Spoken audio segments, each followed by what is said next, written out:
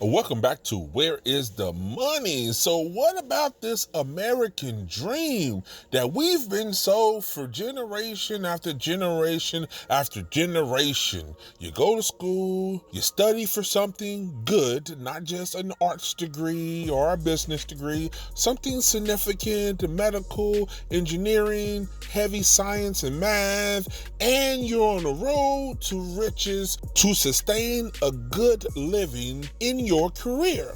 Well, that doesn't necessarily work these days, and a lot of people have tried to follow this path and have failed flat on their face, not because they're lazy, not because they didn't follow through, not because they didn't obtain the degree.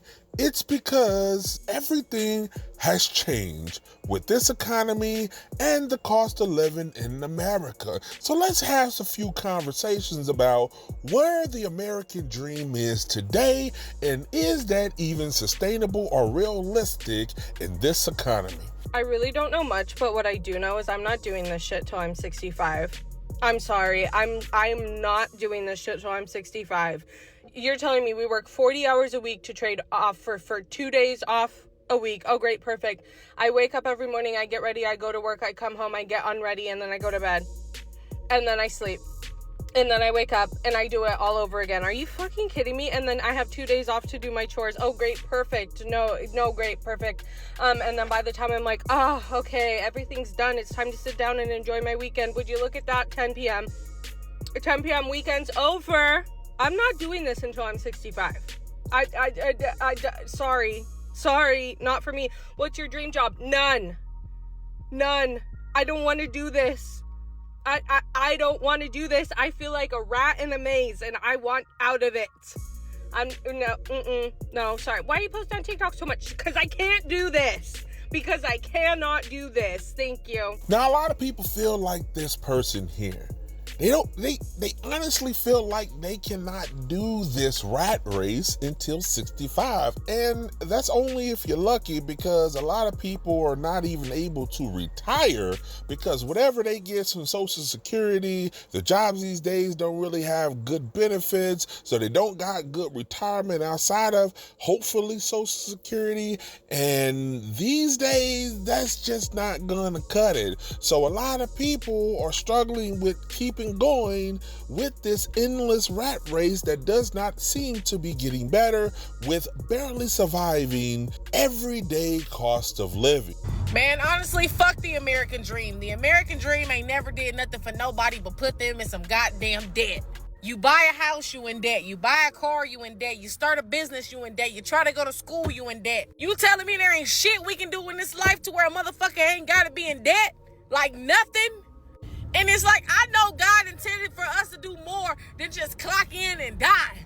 Because at this fucking point, that's all we doing. We barely making enough to survive, and we clocking in and dying. That's all the fuck we doing. Yes, living for debt. That seems to be the story no matter what direction or what path you take. You start a business, debt. Go to school, debt. Just living, paying bills, get by.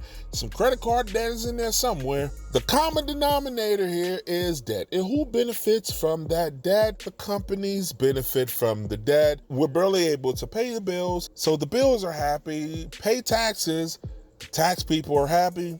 You gotta buy stuff to survive, so the companies are happy, but you are miserable. You know, man, I remember the time my family does. We all right, okay? We all right.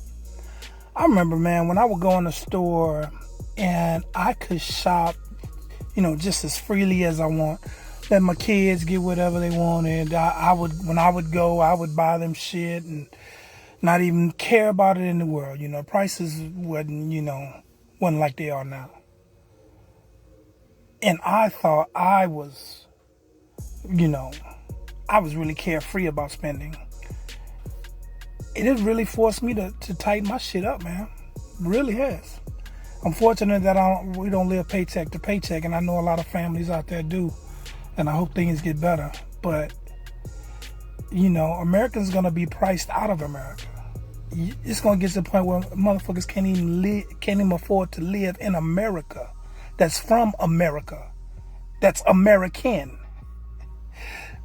You're going to have to go somewhere else to live and be American and not even live in your home country. Shit's so bad, man. It's getting, and you know what? It's not going to stop. I don't see it stopping. Look, man, these Mentos might have been $4 plus. And the only reason I got the Mentos was because, you know, the little gum that's in the little thing, the lady said, no, you don't want that. I said, because she was like, well, you got to spend, I was going to use my debit card and you had to spend $5. So I'm just looking around. I'm like, boom, I grabbed this gum. I grabbed the gum, set it on the counter. She was like, you don't want that. Chick that worked there at a gas station said, you don't want that. I said, and she rang it up. She said, it's $8.36. I said, you right. I don't want that shit right there. I put that motherfucker and I grabbed these. It rang up to, like I said, almost $4, $3.78 or something. And I'm like, I think we motherfucking retracting.